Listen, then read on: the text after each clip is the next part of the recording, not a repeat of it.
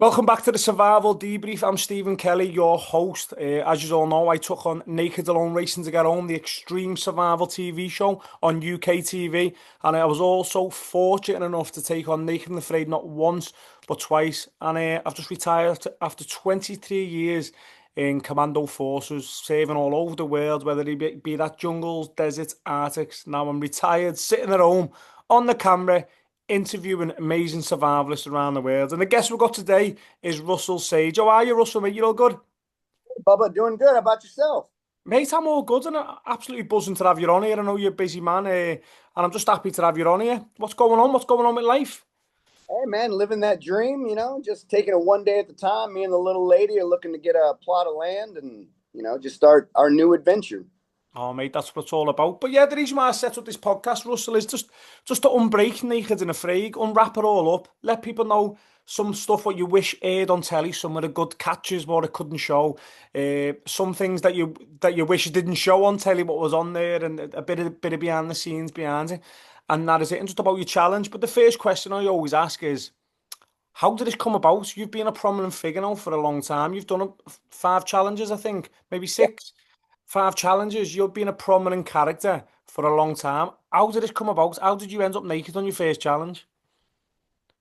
So just like anybody who has a hobby, back in the day, survival wasn't it wasn't a platform. It wasn't something that people talked about. You didn't see it on TV, like survival education wise. So being on Facebook when Facebook first came out around then, you started getting uh, groups and that had the same kind of hobby and everything. And I was a part of several different survival groups. And there was a casting call. Now there wasn't a name for the show or anything.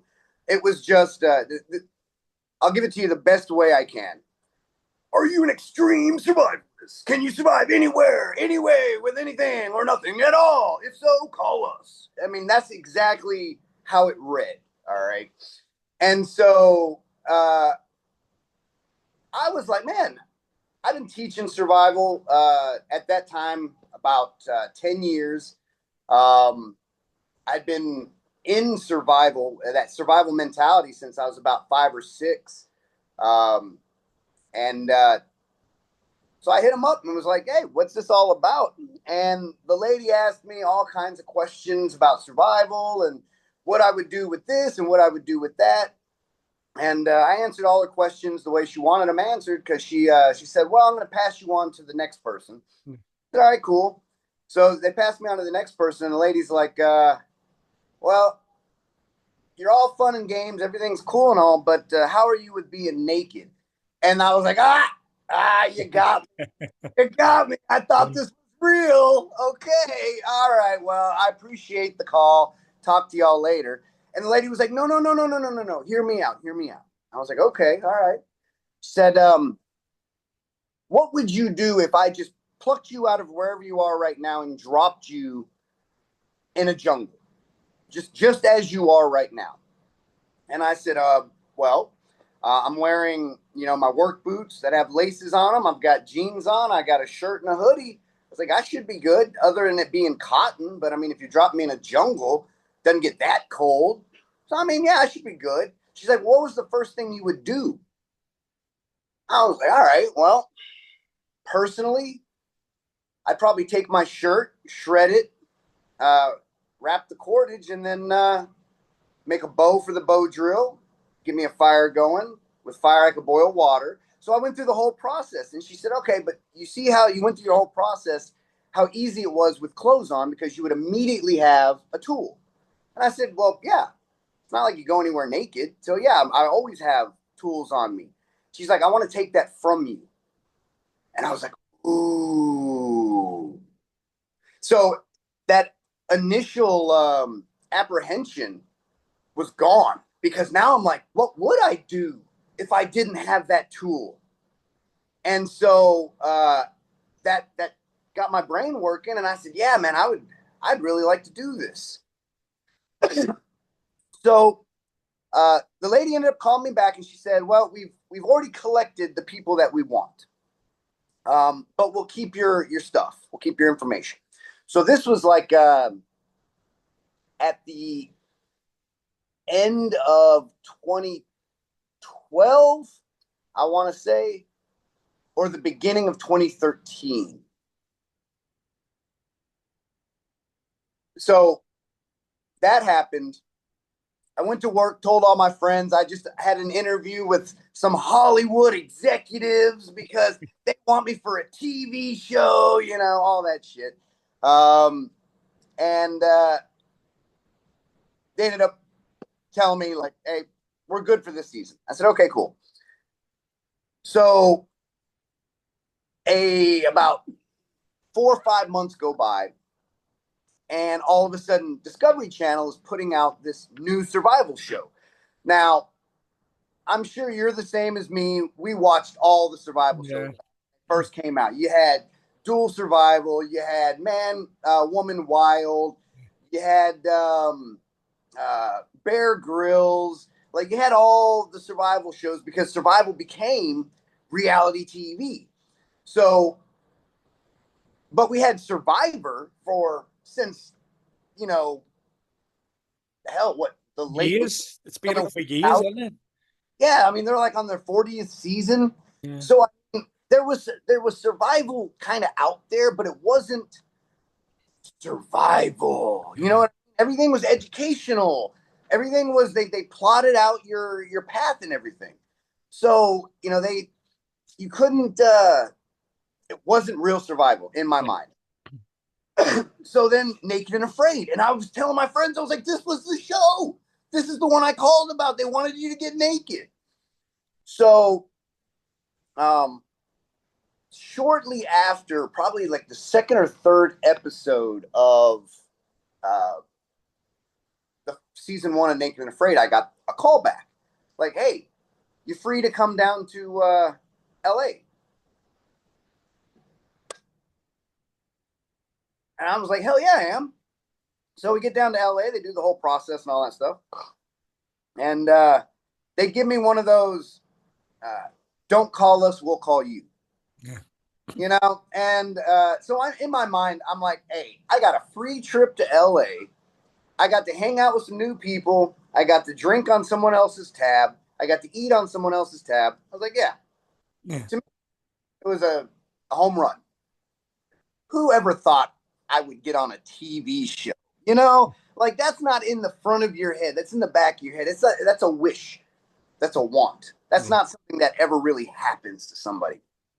So by the time I landed, because I caught a red eye from California back to Connecticut at the time. By the time I had landed and checked my email, they said, how soon can you get a passport?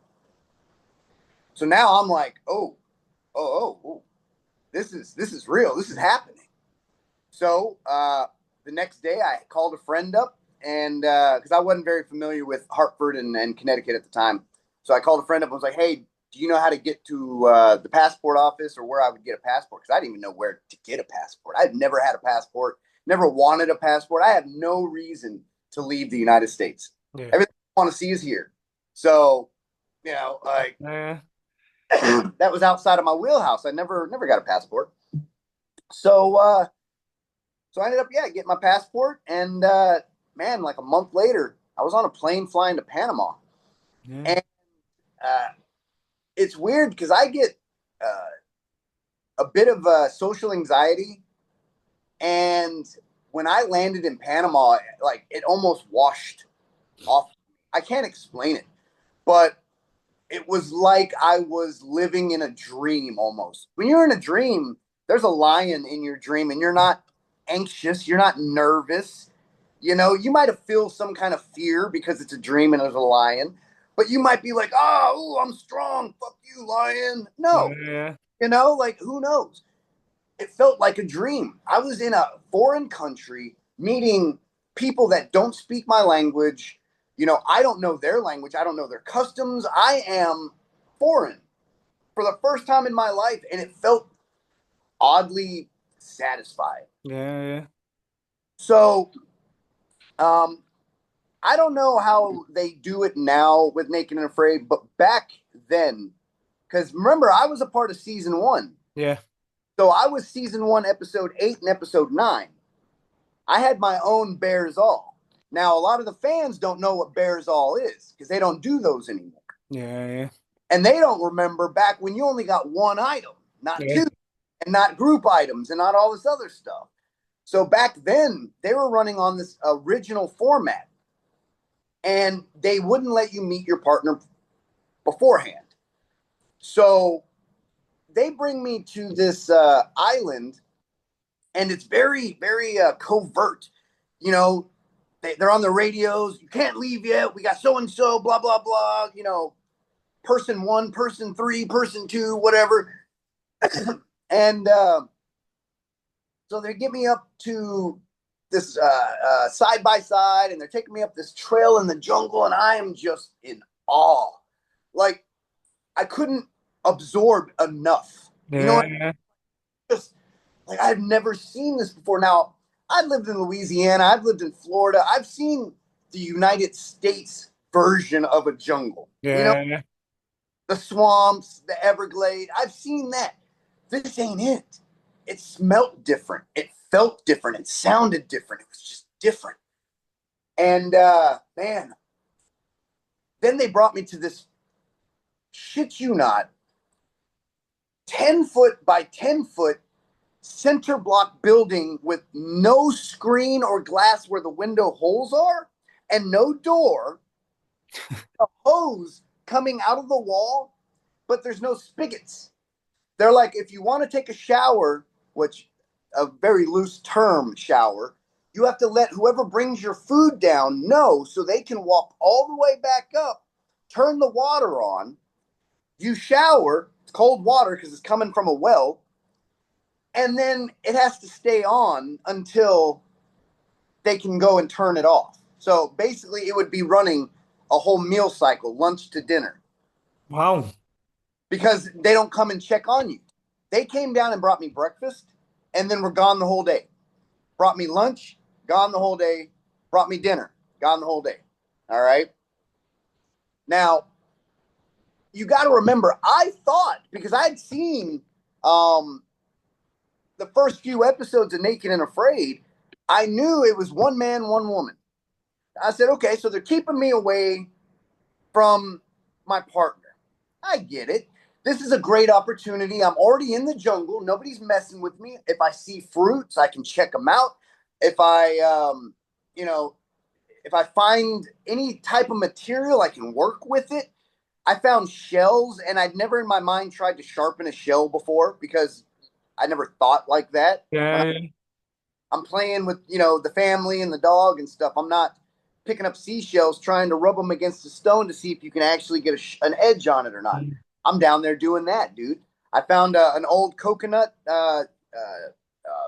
nut shell, Yeah. Yeah. broke it. I'm trying to sharpen that because Texas ain't got coconuts. Yeah. I mean, I've never worked with a coconut before, like in that manner. So it was a blessing in disguise that they left me alone because it allowed me to kind of get a precursor to the jungle, my environment. So then they end up, leaving me there for 4 days. I was ready, like, you drop me off, I get there, like, okay, clothes off, let's go. And they're like, no, no, no.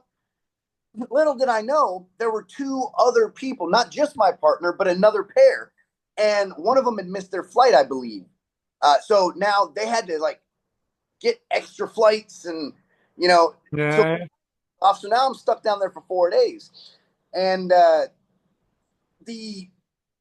we're used in America to having larger portions. And so when going to a foreign country, when they fed me, I thought they were, well, is this like the appetizer? Then you're going to bring? And the guy was like, no, that's it. And I was like, yeah, bud, you're going to have to bring another plate, man. I'm skinny already, and I don't want to lose any weight waiting to go out. Like, that's not how I planned it, Like, you feel like you have a plan. Yeah. Yeah. What was that? Mike Tyson, Like, you got a plan so you get punched in the face. get punched in the face, and this was a punch. I'm like, hey, you're messing up my plan. And you know, I don't know for a fact if I'm autistic, but I'm pretty sure there's things like if something changes and I don't have control of said change, it bothers me. Yeah, yeah. And that's something that bothered me because, like, I'm out here to film a show for y'all. You should be feeding me. I shouldn't be starving before I go out there. Yeah. I've got 21 days to do that, you know? So, but I also had been shrinking my stomach, but not that fucking much. You know? Yeah. So, so yeah, that whole 4 days went by, you know, and then they got me and they're taking me out and take off your clothes and all that happens. And then I got to meet Manu. Oh my God. Manu, I've seen so many. I used to watch Naked and Afraid, dude, all the time. Yeah. Like I was an unofficial record keeper. Like I knew the what's, the where's, the when's. I was infatuated with it. Yeah. After I was on it, it was my whole life. And you know, and I think everybody does that when they first get on the challenge because it's something new. I think everybody in their mind at some point wants that feel of being famous. But it's a double-edged sword because once it comes, then you can't get rid of it. Yeah. So, you know, there it is. And everybody thinks that they are, you know, one way in their mind, and then when they see themselves on TV, they're a whole nother way. And I didn't get that on my first challenge, but that happened in the further challenges. Everybody asked me, you know, how real is it out there? And I say, look, it's 100% real. It's just edited. Yeah. That it's edited. They admit it's edited. You know, it's 21 days in a 45-minute time frame. Yeah, yeah. They can't put it all on there. They can't throw 500 hours together non-stop. You've got to put prominent points to make a storyline, and that's what it is. It's a TV show. At the end of the day, it's a really extreme survival TV show. Yeah. And the thing is I learned a lot about TV making from the show because I saw from their point of view. Yeah. They didn't just say, do it this way because I said so. If you approach me like that, well, A, I'm not going to do it that way because you said so. Yeah. And B, I'm going to do it the worst way possible because you came at me like that. Yeah. Come at me like that. They explained to me. And they would say, well, Russell, if it didn't happen on camera, we can't show the viewer that arc from before it happened to after it happened without that bridge. So that has to be there. And I was like, okay, I get that. So then it helped me in my my filming process because now I started filming more. Yeah. When I first went out there, I was like, look, if I barely film anything, be thankful. This is survival. I'm going to do what my training tells me and all that. You can't be out there and think like that because it is a TV show. Yeah. And that was my heart. That was my biggest hurdle because there is production and they want to move you from point A to point B, but they can't tell you why. So they've got to make up a reason to tell you. So me and Manu are sitting there and it's on day 9 and they come to us and they're like, hey, there's a waterfall.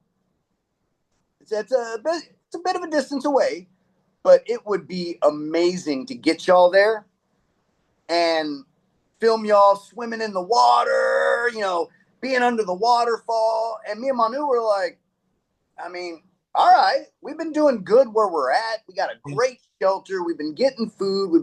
We have our water source, you know, all that stuff. And so they're like, well, yeah, come on. So we start making our way to the waterfall. We get there, we're hanging out, and me and Manu realize it's starting to get dark. And they're like, well, hey, just drop your gear, make a shelter here. We'll just get pictures tomorrow. And Manu and I are like, whoa, whoa, whoa. You just told us to leave our well-built shelter, waterproof, our water source, our food, all that to come here. Now we have to build a new shelter. I was like, this makes no sense. I was like, we can't even drink that water down there without drinking from the seep. We have to, because you can't dig in solid rock to make a rock seep. So I was like, man, this is not conducive to survival. And it was making me mad because you want me to be a survivalist, you want me to do survival, but then you're doing stuff that's counterproductive to Yeah. my survival. And it was frustrating me nonstop because it didn't make any sense. There's no reason I would do that in a real situation. Yeah. You're taught to stay put. The worst thing you're going to do is get more lost. Yeah. Yeah. So why would I want to venture? But I have a camera crew, so I'm not going to get lost. So I'm like, okay, so that's my justification in my head. But now it's, well, what if it rains tonight? We're laying on the ground. I don't know, dude. Panama has some nasty little critters that love coming out at night Yeah. Yeah. on the ground. We were getting eaten by ants that whole night. It sucked, dude. And we're like, why are we here? Like, why are we specifically laying on the ground? We had a shelter that we had built that we put thin enough boards so they bent so it kind of felt like a mattress. Like, dude, we pimped it out. And now we're laying on the floor with a couple of elephant ears over us to keep the drizzle off. And stop, dude. And I was like, this makes no sense. So the next day, they're like, hey, man, it sucked. It rained last night. You know, don't worry about it, guys. Go ahead and get in the water, kind of rinse off, forget we're here, just have some good old conversation, splash and stuff. So we're like, all right, cool. And I admit, getting in the water did feel better. Like I Yeah. said, that whole night I didn't sleep. I was just mad. And anger has a way of keeping you sober and awake and all that stuff. So next morning, Manu kind of pulled me aside. She was like, come on, dude. We still got like, you know, 12, 11 more days left. You know, don't let this put a cramp in our side. Because I was a bit of a Debbie Downer. I was, and when I get in when I get my own head, and once I start hyper focusing on something like anger or why I'm mad, then it doesn't go away. It's Yeah. there, and it's constant. It's like almost, I can almost hear, like, feel it in my ears, like a throbbing. So Manu's ability to handle me out there, not like a mother child, but like a big sister little brother mentality. She was able to snap me out of these little little hissy fits I was having in my, Yeah. because it hadn't come out yet. I hadn't been vocal about anything because Manu was a perfect partner. So I was mad at production. I wasn't mad at my partner. I wasn't mad at Panama. I wasn't mad at Mother Nature. I was mad at production. That was it. You know, those 7, 8 people right over there. I don't like you. I like everybody else. So Manu and I get in the water and we're splashing around. And she's like, see, doesn't this feel better? And I'm like, yeah, Manu, it feels better. She's grabbing, lack of a better term, seaweed. It wasn't seaweed because it's grown in fresh water. But, you know, she's pulling some of that out and slapping me with it. We're, you know, it was fun. You know, we were having a good time. And then we hear the infamous, hello. Yeah. We're looking around because I was like, wait, we're naked. We don't want to run into just hikers. You know what I mean? You forget that you're still exposed because you're in nature. You're away from everybody. You have a production crew. They've been seeing you naked for the X number of days. You know, so it's not a big deal. Yeah. And so when I heard that, we're looking around like, what the hell? You know, who's saying that? And if you notice, if you go and watch it, you'll see Manu. She's got her arms covering her breasts because when we first heard it, that's her initial reaction was like, I'm naked. Like, whoa, somebody's going to see us? Until we looked up and it was 2 other naked people. Yeah. Which instantaneously, you know what's happened. They did the old bait and switch. We thought it was going to be just me and Manu, but nope. Now it's 2 other people. So this isn't like the first 7 Naked and Afraid. Now it's new. Yeah. And so that bothered me also, because in my mind, I was like, well, why did those other groups get to stay in one spot? Their excursion was literally swimming from the beach they had just stayed on 21 days into the water, and a boat came and got them. You know, like, I'm sitting there going, why are y'all changing it up? This isn't the way it's supposed to be done. Yeah. This isn't what I watched. This is not Naked and Afraid. You've got 4 people. It's supposed to be a man and a woman. You know, like, so that bit of change bothered me again. You know, like, so I was already in a bad mood when they came down. And I wasn't trying to give Cassie any type of attitude right out the gate, but they didn't show her saying it to me, but she had said it to Forrest that she was an expert at the hand drill. And then it showed her trying to use a hand drill, and there was no mode or method. She had seen someone do it on TV and was trying to emulate what she had seen. So when she had told me that she was an expert in fire making, she called herself a firebug. And I've heard that terminology before as someone who likes making fires. Yeah. I would consider myself a firebug. Not like I want to burn structures down, but every challenge I've been on, I was the one that got the fire started. That's one of my little things I can, you know. That's your skill. That's your skill. Skill sets that when it comes down to starting a fire, I can get a fire going. Yeah. I've never not been able to. Now I've had to burn a sock or two, you know, trying to, because just everything's so fucking wet. You got to cut the top of your sock off and use that because your body to get in there to get something. But, you know, I'd always been able to get a fire going. So her to say she was an expert in the hand drill. Now, I was very proficient in the hand drill. I was very proficient in the bow drill. But hand drill is something you've got to do almost constantly to keep the calluses up. You can't do it for a little bit, get the calluses, get your first ember and say, okay, I can do this now, and then never touch it again until it's time to make a hand drill and then be like, oh, I know how to do this. Yeah. Try again. No, because if you've ever done that, you'll get blisters. So when she said she was an expert at hand drill, I said, ooh, let me see your hands. And immediately she put them behind her back and said, why? And I said, well, if you're an expert at hand drill, your hands will be calloused. Yeah. Like crazy. And I said, look, I'm no expert by any means, but I keep a good callus for the hand drill. I said, let me see yours. And she wouldn't show them to me. And so that's when I started catching an attitude with her, because for the next like 3 hours, she would stay away from me. So I couldn't see her hands. And then it got to a point where I'm like, now I'm trying to see her hands whenever she does something, to see if I see any calluses. Because now I'm like, you just lied to me. Yeah. You lied to the camera. Like, come on.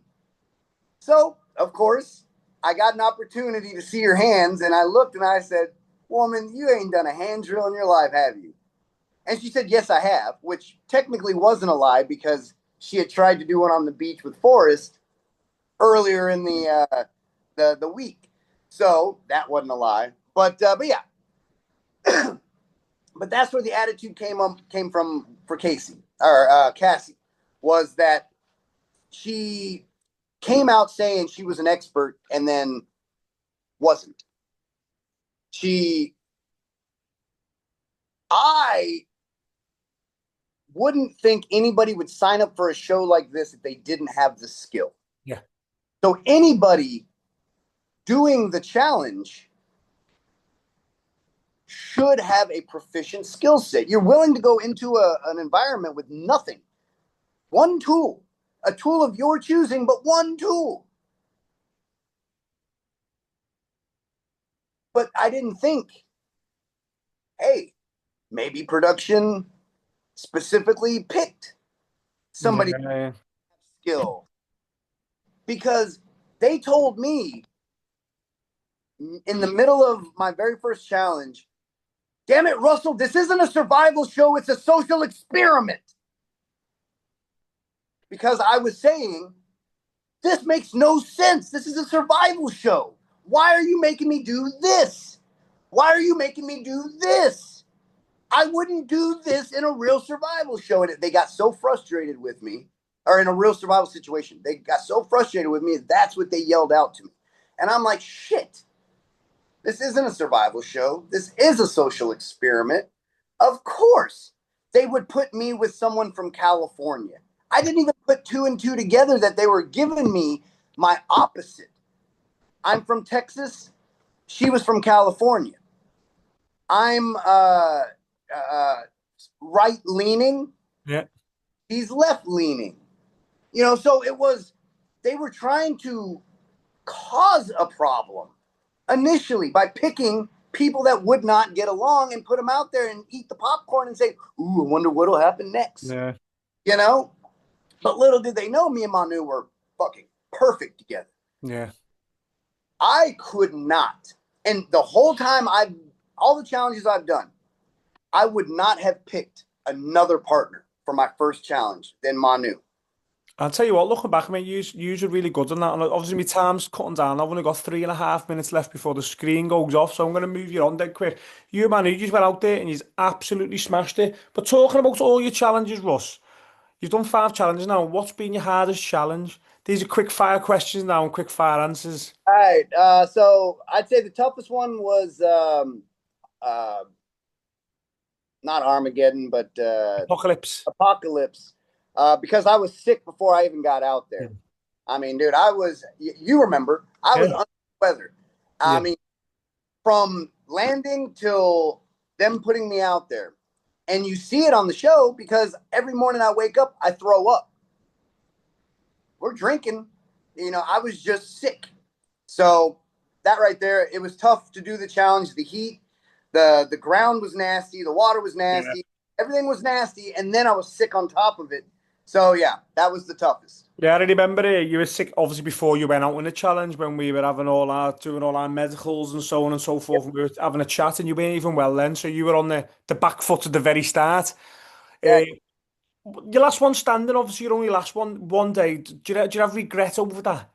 Yeah, my regret with that one was I am not the most physically active person. I can get out there and, run. I can, lift. I can jump. I can do all that stuff. But I'm not running marathons. I'm not doing CrossFit. I'm not going to the gym, pumping muscles, anything like that. And I didn't realize it was going to be that active at the beginning. And, going up against the guys I went up against were amazing. They were just powerhouses. Yeah. And they had that strength where I didn't have that strength. And that's where that first rope toss, was tough for me because that rope was getting waterlogged. Yeah. Throwing it was getting heavier and heavier. And I saw a lot of people swinging it over their heads and swinging it around. But I was afraid if mine launched off and hit someone, I'm a safety professional. I'm a safety on the job site. I don't want people getting hurt, especially by my doing. So I'm not going to swing it around and it launch off and hit someone. And now I just took out a competitor that, that's not what I want to lose. If I'm going to lose, I want to lose because I jacked up.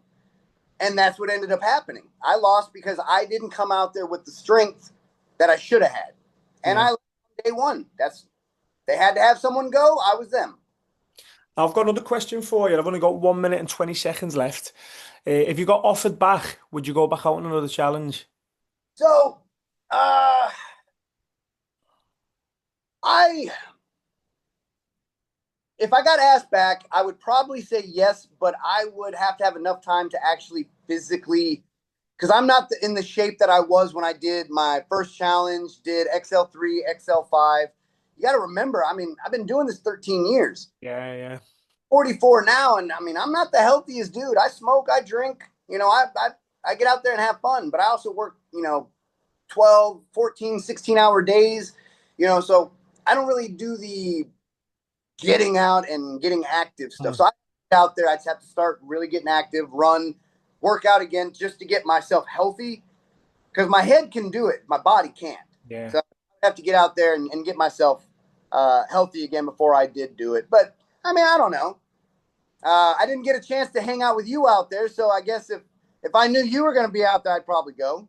We'll have to go out on another challenge, but this is about to log off, and I'll speak to you on WhatsApp in a minute because it's been really good. But I want to say thank you very much for jumping on here, Russell. You play yourself down. You're a good guy. You are a good guy deep down, mate. And it was nice getting out and spending a bit of time with you. But this is the end of the podcast now. Anyone watching this, make sure you like, comment, subscribe, and go and check Russell out. He is a good guy. Like we said, we talk about the edits. You're only seeing snippets of what he does, but he is a good man. But honestly, Russell, thank you very much for your time, mate. All right, brother. Well,